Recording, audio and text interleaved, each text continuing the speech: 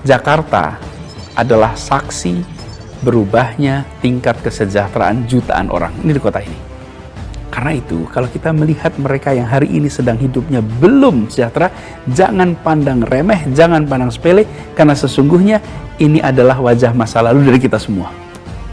Tidak ada penduduk di kota ini yang 70 tahun lalu keluarganya, bukan tidak ada, sedikit sekali, yang keluarganya sudah kaya raya, sedikit sekali. Kebanyakan yang tinggal di kota ini dulunya juga nggak punya apa-apa. Orang tuanya juga buta huruf. Orang tua kita dulu minim sekali. Tapi sekarang naik kelas. Kota ini saksi. Karena itu,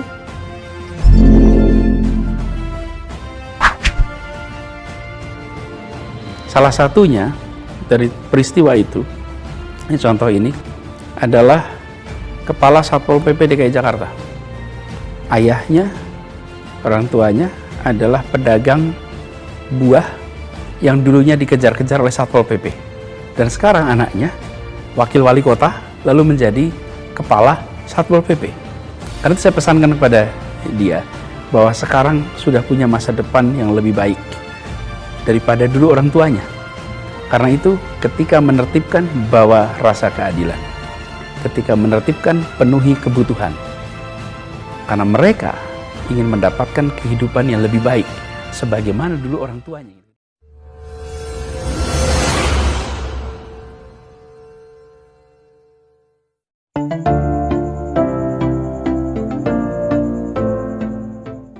Bersama Kita Bangkit.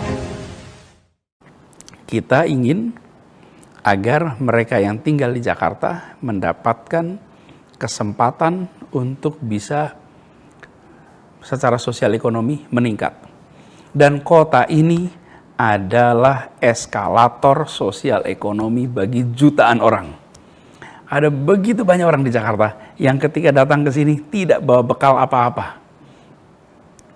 Berjualan ala kadarnya, bekerja keras, all out, dan kemudian generasi berikutnya, atau bahkan dalam satu generasi, mereka sudah bisa mendapatkan kesejahteraan lebih baik.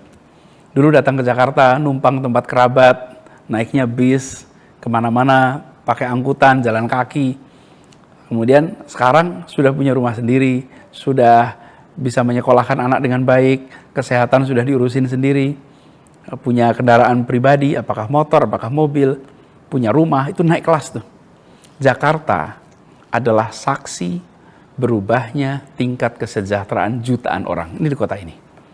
Karena itu, kalau kita melihat mereka yang hari ini sedang hidupnya belum sejahtera, jangan pandang remeh, jangan pandang sepele, karena sesungguhnya ini adalah wajah masa lalu dari kita semua. Tidak ada penduduk di kota ini yang 70 tahun lalu keluarganya, bukan tidak ada, sedikit sekali, yang keluarganya sudah kaya raya, sedikit sekali. Kebanyakan yang tinggal di kota ini dulunya juga nggak punya apa-apa. Orang tuanya juga buta huruf. Orang tua kita dulu minim sekali.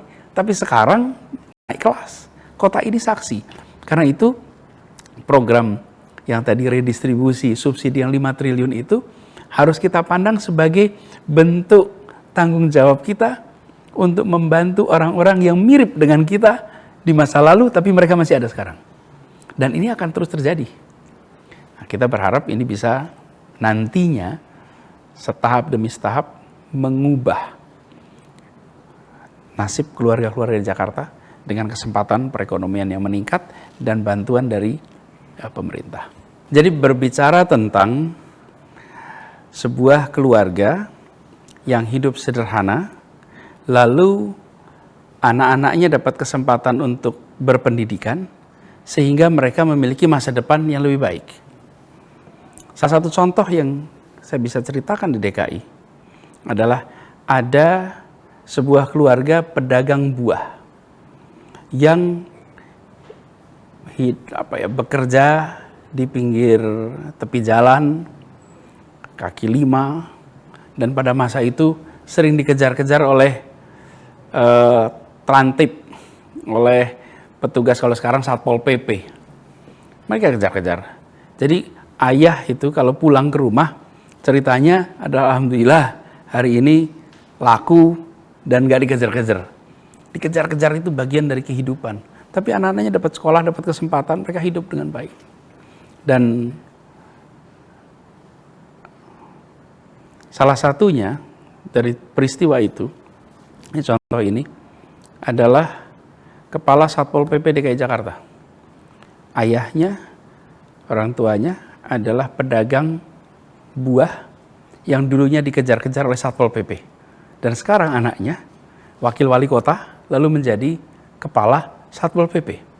Karena itu saya pesankan kepada dia, bahwa sekarang sudah punya masa depan yang lebih baik daripada dulu orang tuanya.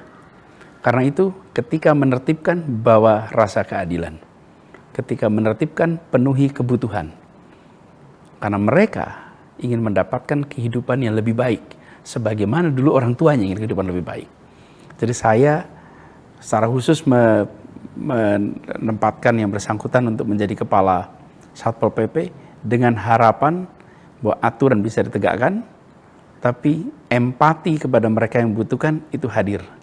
Sekaligus juga ini pesan kepada semua, bahwa Jakarta adalah kota yang memberikan kesempatan untuk mereka yang mau kerja keras, yang mau belajar dengan tuntas untuk punya masa depan yang lebih baik. Dan ini salah satu contoh bagaimana program redistribusi subsidi yang hari ini dilakukan, insya Allah masa depan nanti bisa menghasilkan lebih banyak pribadi-pribadi yang secara sosial ekonomi meningkat. Dan sekarang orang tuanya tinggal bersama anaknya dengan rasa bahagia karena anak-anaknya pendidikan, anak-anaknya punya masa depan yang baik. Bantuan-bantuan yang diberikan kepada masyarakat ini semuanya ditransfer langsung ke rekening bank yang mereka miliki. Nah, satu tentu soal efisiensi sehingga tidak ada kebocoran di jalan. Yang kedua adalah soal financial inclusion. Bagaimana masyarakat yang secara sosial ekonomi masih relatif kecil memiliki exposure pada dunia keuangan perbankan, sehingga mereka memiliki keterampilan untuk mengelola. Dan harapannya dengan mereka punya pengalaman dalam kegiatan finansial, kegiatan perbankan, maka lebih mudah bagi mereka untuk nantinya masuk ke dalam perekonomian digital. Karena sebagian dari mereka ikut di dalam kegiatan perekonomian digital dengan berdagang, yang dagangannya itu bisa ikut dijajakan lewat media pasar digital. Nah, pengalaman itu bekal. Jadi saya melihat bantuan transfer langsung bukan dibagikan dalam bentuk cash, itu salah satu tujuannya adalah membuat mereka terbiasa dengan sistem perbankan. Nah, ini yang kita akan dorong terus, dan Jakarta alhamdulillah termasuk yang financial inclusion-nya salah satu yang paling tinggi.